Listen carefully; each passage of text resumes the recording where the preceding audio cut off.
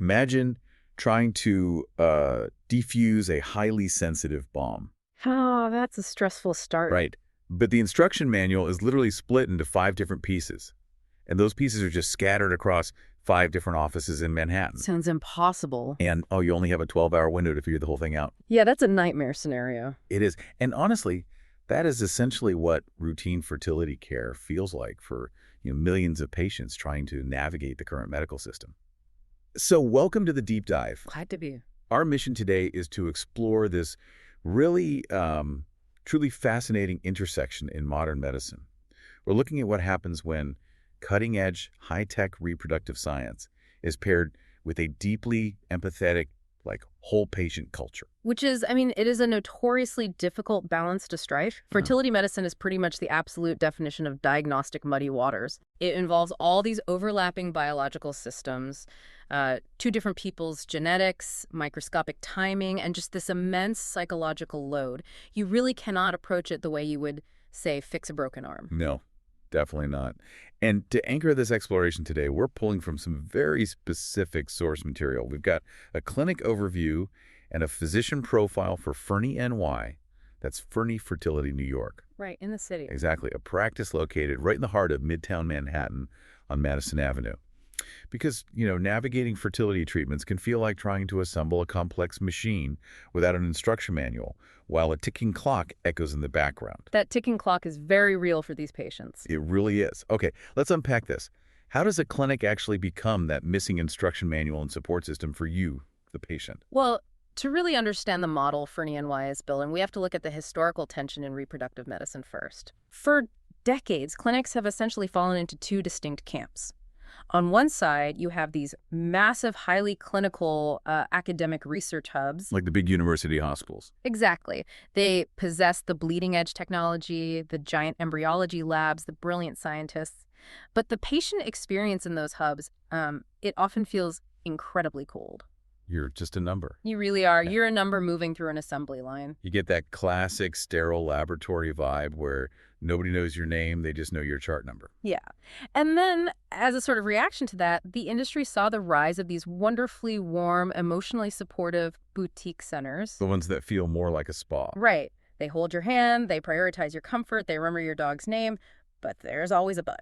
There is. If a patient presents with a highly complex case like severe genetic anomalies or advanced surgical needs, those boutique centers might actually lack the in-house scientific infrastructure to solve the actual biological problem. So you have to choose between the science and the empathy.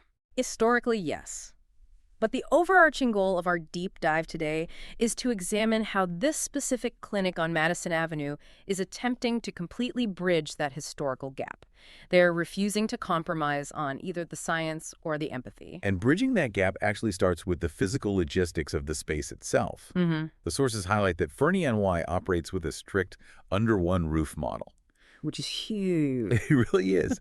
They offer a comprehensive spectrum of services without sending you elsewhere. We're talking about primary infertility evaluation, IVF, which is in vitro fertilization, where embryos are created outside the body. You're right. And IUI, intrauterine insemination. But they also handle egg freezing, male infertility care, fertility surgery, and the whole suite of genetic testing options like PGT. Yeah, and PGT, or pre-implantation genetic testing, that's actually a perfect example of why this infrastructure matters so much. How so? Well, that's the process of physically biopsying an embryo to screen it for missing or extra chromosomes before it's ever transferred into the uterus. Oh, wow. Yeah, and doing that requires an incredibly sophisticated, heavily regulated embryology lab. You need specialized air filtration, microscopic laser technology. It's intense. Very. Having that level of laboratory infrastructure co-located right next to the surgical suites and the standard consultation rooms, that is a massive logistical undertaking. I can imagine. And honestly, if you've ever tried to manage your own healthcare between 3 different specialists, you know the exact kind of drop balls we're talking about here. Oh, the endless phone call. Yes. I call it the medical relay race. You go to your primary doctor, they hand you a lab slip, you travel across town to get blood drawn, you wait a week for results. And half the time they lose the fax. Exactly. And then you go to a specialist who hasn't even received the file yet.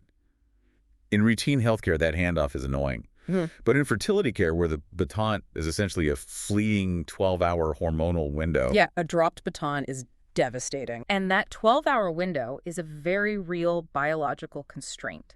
If we connect this to the bigger picture, in high-stakes, time-sensitive medical decisions, continuity of care isn't just a luxury. It's not. No, it is a fundamental component of patient safety and clinical efficacy. Okay, I have to push back a little on that, though. Sure. It sounds incredibly convenient having everything under one roof. Yes. But is it just a luxury for busy New Yorkers who don't want to ride the subway across town multiple times a week? Like, does it actually impact the medical outcomes for the patient? It absolutely alters the outcomes. Do they?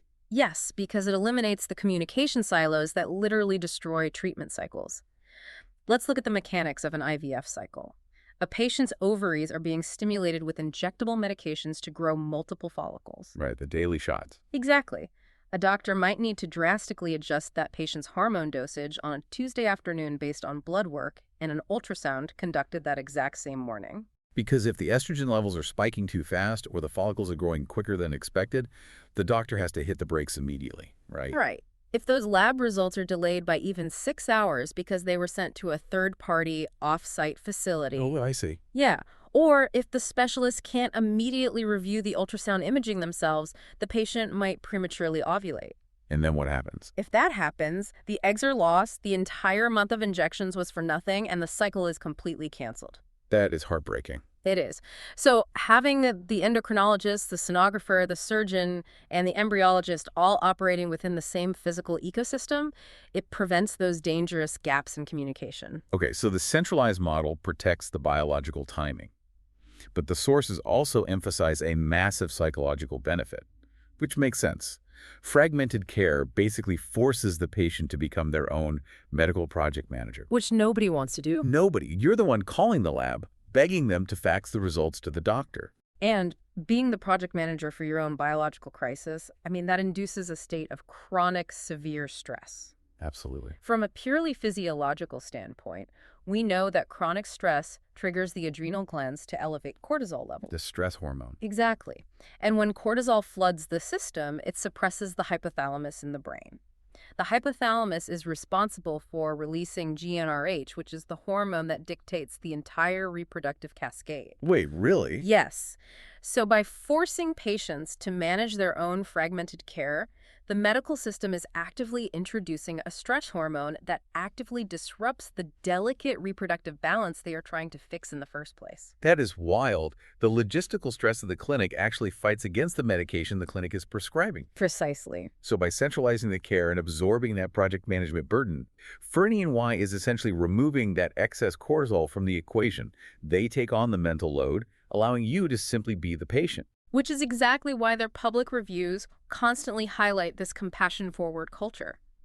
It isn't just about the staff being friendly, though, that is obviously important. Right. It is about an operational model intentionally designed to absorb the chaos, so the patient feels genuinely listened to and safe amidst intense uncertainty.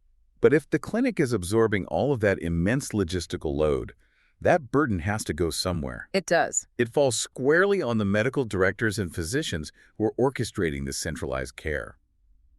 Because a seamless facility is ultimately only as effective as the medical minds designing the treatment plans. That's entirely true. And the sources point out that FernyNY vehemently rejects these one-size-fits-all assembly line protocols. To understand how they actually customize care, we have to look at who is building the blueprints.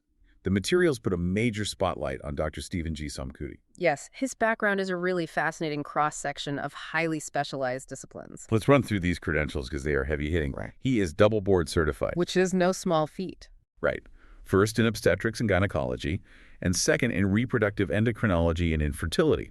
That's the REI subspecialty that focuses specifically on the complex hormonal mechanics of fertility. Exactly. He earned his MD from the University of North Carolina School of Medicine, did his OBGYN residency at Duke, and then went back to UNC Chapel Hill for his REI fellowship. That is a very robust, historically significant academic trajectory.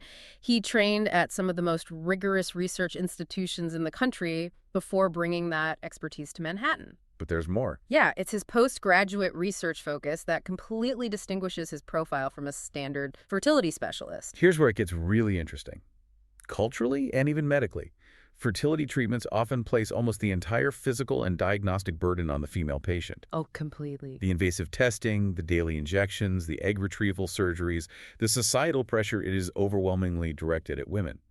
But Dr. Sumkudi holds a PhD in male reproductive toxicology. Which is exceptionally rare for a practicing reproductive endocrinologist. Very. The default medical reflex for decades has been to intensively evaluate the female reproductive system first, second, and third. Male factor infertility has historically been this massive blind spot in the industry. Just totally ignored. Essentially, yes. The standard protocol was often just to order a basic semen analysis, check the sperm count, ensure they were, swimming in the right direction, and then just move on. Right. Like if there are enough swimmers, the clinic assumes the male side of the equation is perfectly fine, and they go right back to tweaking the female patient's hormones. Exactly. But toxicology goes way deeper than just a basic head count, doesn't it? It represents a total paradigm shift in how we view embryonic development. Male reproductive toxicology doesn't just look at the volume of sperm. It looks at how environmental, chemical, and biological factors impact the actual microscopic DNA integrity of the sperm. The DNA itself. Yes. Yeah. Spermatogenesis, which is the creation of sperm, it takes about 70 to 75 days. And during that window, environmental toxins, heat, or systemic inflammation, they can cause what's called DNA fragmentation. That means there are literal breaks and damage in the genetic code carried by the sperm. So the sperm might look perfectly healthy under a standard microscope, and it might even successfully fertilize the egg, but the genetic payload it delivers is damaged. Precisely the issue. A sperm with fragmented DNA can fertilize an egg, creating an embryo, but because that paternal genetic code is damaged, the embryo's development will often arrest or basically stop growing around day 3 or day 5 in the lab. Oh, wow. Or even worse, it leads to recurrent pregnancy loss. This is a huge unlock for anyone listening who has been stuck in the fertility maze. If a couple is experiencing multiple failed IVF cycles, a doctor without this specialized background might just keep changing the female patient's medication protocols. Just putting her through cycle after cycle. Right, putting her through unnecessary, painful, and wildly expensive physical procedures. When the root cause was actually paternal genetic integrity the entire time. That is maddening. It is.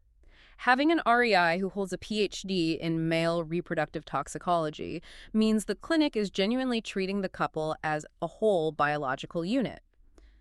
Dr. Sumkudi's background dictates that he evaluates both sides of the equation with equal scientific rigor. So it prevents patients from going down agonizing treatment avenues that ignore literally 50% of the genetic picture. Exactly. The sources also highlight another layer to his clinical rigor.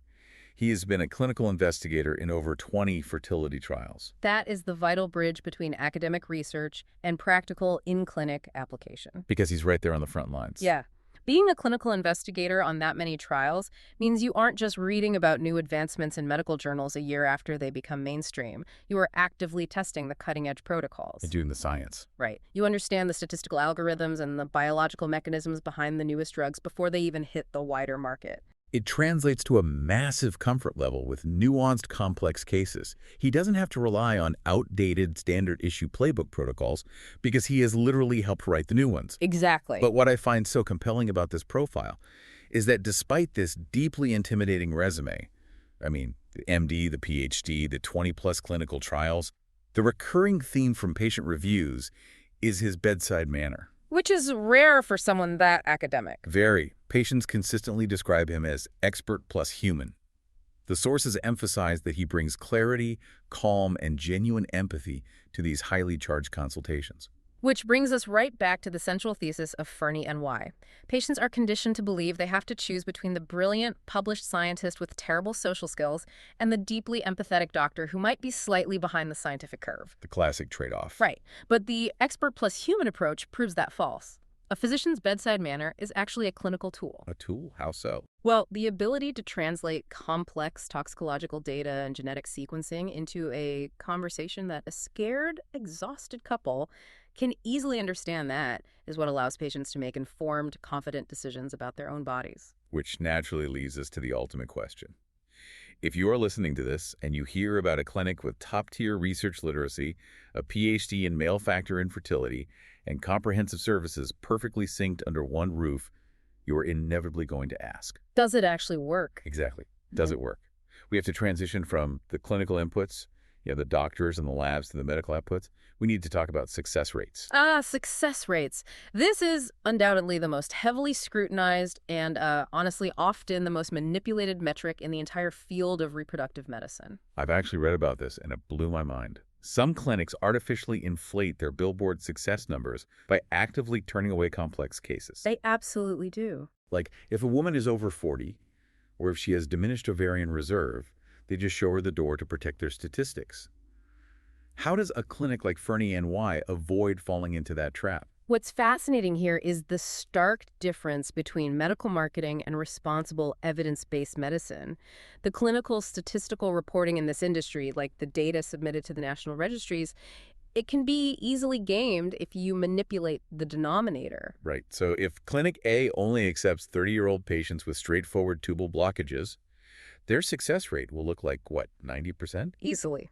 But Clinic B, which takes on 41-year-old patients with severe male factor infertility and recurrent loss, they might show a 50% success rate, even though Clinic B possesses vastly superior medical skill and laboratory technology. It is a statistical illusion that literally penalizes clinics for trying to help the patients who need them the most. It's so frustrating. It is.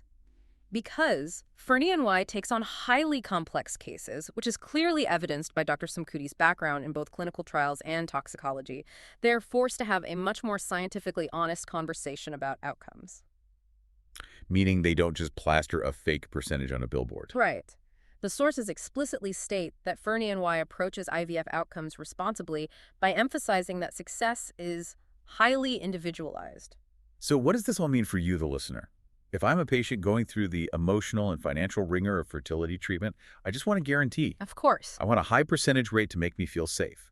Why is a top-tier clinic like FernyNY so careful to focus on individual variables rather than just shouting a massive success number from the rooftops? Because biology offers no guarantees, and to promise one is actually medically unethical. Oh. Yeah. FernyNY's approach requires sitting down with a patient and evaluating their specific biological reality. IVF success depends entirely on a unique matrix of variables. Like what? Well, the patient's age, their specific ovarian reserve, the genetic competence of the embryos, structural uterine factors, and, of course, the often ignored male factor variables. Right, the toxicology piece. Exactly. Responsible medicine means telling a patient the national average for someone in your age bracket might be X, but based on your specific hormone panels and sperm DNA fragmentation results, your personal probability of a live birth is Y. It's treating the patient like an intelligent, equal partner in their own healthcare journey, rather than just a data point to boost a marketing statistic. Exactly that. The sources really distill FernyNY's approach to success into 3 core ingredients. Okay, what are they? First, advanced REI expertise. Second, deep research literacy and clinical trial experience. And third, a communication-heavy patient experience. So when you put all that together... When you combine those 3 elements, the outcome isn't necessarily a guaranteed pregnancy. No honest doctor can promise that. But the outcome is a more confident, transparent IVF journey. You know exactly what's going on. Right. The patient walks away knowing that every single scientific avenue, both male and female, was explored with absolute rigor. It completely reframes what a successful clinic looks like. It's not just about the final binary outcome. It is about the integrity, the safety, and the thoroughness of the process itself. Absolutely. And that wraps up our exploration today.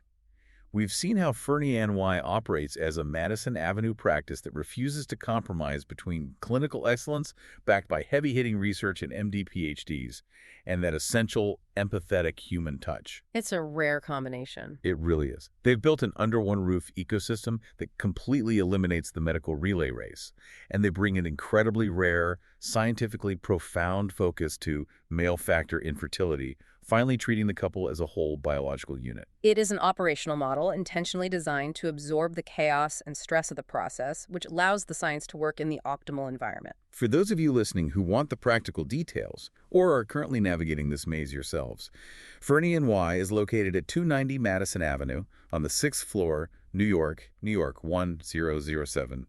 Their phone number is 211-535-5357. We've spent this deep dive looking closely at the logistics, the impressive credentials, and the hard science behind FernyNY's approach. The sources continually emphasize how crucial a compassion-forward culture is for a patient's emotional well-being. Definitely. But it raises a deeply intriguing question for you to consider as you digest all of this. As modern medicine continues to map the profound, undeniable connections between the brain and the body, how much does the psychological environment of a clinic simply feeling heard, respected, and biologically safe actually influence the physical, cellular outcomes of these incredibly complex reproductive procedures? Does the warmth of the room actually change the success of the science? It's a fascinating thing to think about. It is a powerful thought. Because at the end of the day, we aren't just trying to assemble a complex machine, we're trying to grow a family. Thanks for joining us on this deep dive. Keep asking questions, and we'll see you next time.